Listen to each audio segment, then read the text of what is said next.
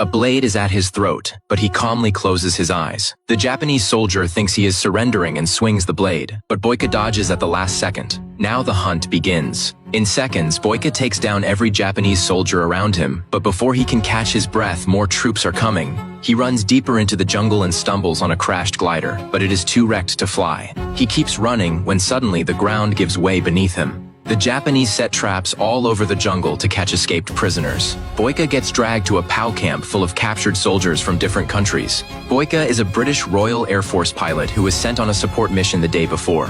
Japanese fighters ambushed him, and his plane took heavy damage. He had to parachute out and got lucky landing in water, which saved his life. At dawn, the Japanese tracked the crash site, so Boyka hid behind a tree ready to ambush.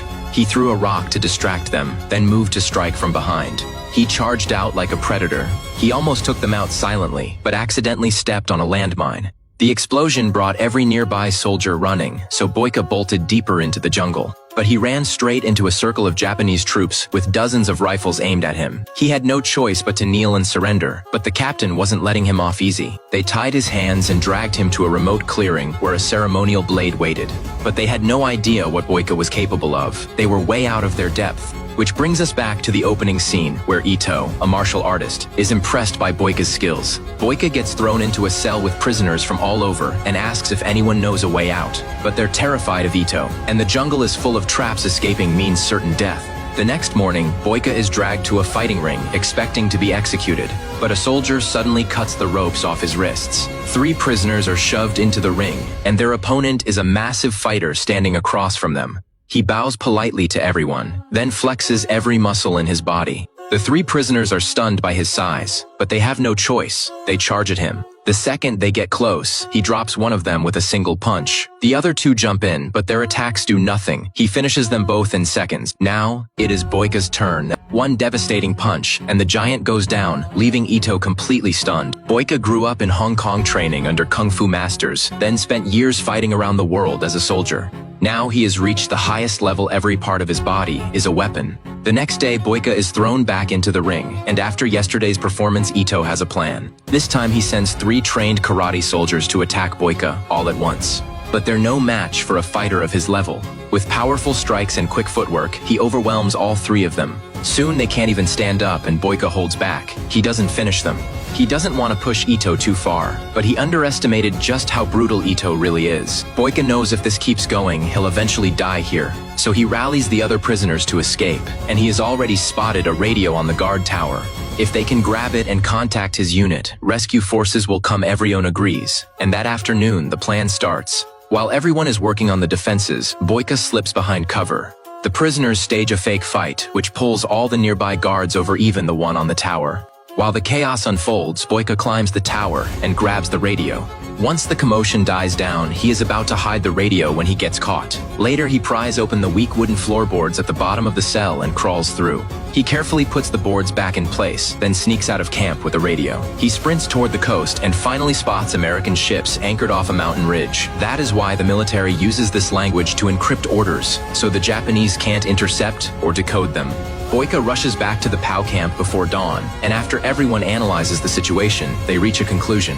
The Americans are using encrypted orders, which means something big is about to happen. When that moment comes, a cornered Ito won't spare them either, so they need to escape now, Boyka tells the group. He saw an abandoned glider near the camp earlier, and while the fuselage is wrapped in vines, the parts are still intact and the tow hook on top looks functional. As a top pilot, he knows if an Allied plane flies low enough to hook the glider, they can take off with it. But right then, soldiers burst in and drag Boyka away to bring him before Ito. Turns out Ito also intercepted the Navajo code transmission from the Allies, but he can't understand it. So he brings in Boyka, hoping to force the meaning out of him. But Boyka doesn't know Navajo either, and even if he did, he wouldn't betray his side to save himself. When Ito sees he won't cooperate, he orders Boyka's hands tied and has him hoisted up. Then, 3 guards with wooden clubs beat him relentlessly, while Boyka grits his teeth and holds on. After an hour of beating, Boyka can barely stand, and only then do they untie the ropes. But when they're about to finish him, his survival instinct kicks in and he fights back. Even injured, he is more than they can handle, and he knocks all 3 guards out cold. Ito is furious and storms over to where the prisoners are being held. He randomly picks a few prisoners and executes them on the spot, punishing the wrong people entirely. This only makes Boyko more determined to get everyone out as soon as possible. That night, Boyko and Colin sneak out of camp under cover of darkness and make their way to the hilltop. They send a signal to the Allied ships offshore, but the Japanese will intercept that transmission too. So to keep the intel secure, Colin uses the few Navajo words he knows to identify themselves as friendlies and relay their position. Along with the enemy troop strength at the camp, after the Allies confirm receipt, the two race back to camp, but when they get to the barracks, it is completely empty. Sensing trouble, Boyko quickly hides the radio, and a second later soldiers appear and knock them both out. The next morning, Boyko wakes to the roar of explosions overhead. The camp has turned into a battlefield and they need to leave now. Luckily, Nurse Susan comes in and unties them. Outside, the Japanese are killing unarmed prisoners to destroy evidence of their Geneva Convention violations. Gunfire and screams fill the camp, and bombs keep falling from above. First priority is to retrieve the radio and make contact. But when they reach the barracks and dig out the radio, they find it destroyed by shrapnel. Boyko has no choice but to go to the guard tower for another one. But just as he is about to move, Susan steps forward. She surprises the unsuspecting guard and takes him down. Boyko and Colin rush upstairs and grab the radio. They contact the Allies to coordinate evacuation. But then Boyko sees his fellow prisoners being lined up for execution, and he can't take it anymore. He grabs a rifle and opens fire on the Japanese soldiers. As several of them drop, chaos erupts, and the sudden turn of events ignites a will to survive in the prisoners. They pick up weapons and fight back in a desperate struggle for their lives. Right now, their only chance of survival is to give everything they've got. Meanwhile, Boyko charges into Ito's tent for a final showdown. Ito doesn't hesitate and tosses him a katana, wanting a real duel. Boyko accepts without fear and raises the blade. Despite Ito's lifelong training in swordsmanship, he is no match for Boyko, and in desperation, he pulls out a pistol. Boyko lunges and tackles him to the ground, then Rains punches down on him, but Colin pulls him off. The priority now is getting out. Boyko leads the survivors to the glider. Colin radios the Allies to come in and plants signal flares in the ground. As a bright flare shoots into the sky, the Allied plane adjusts course and speeds toward the signal.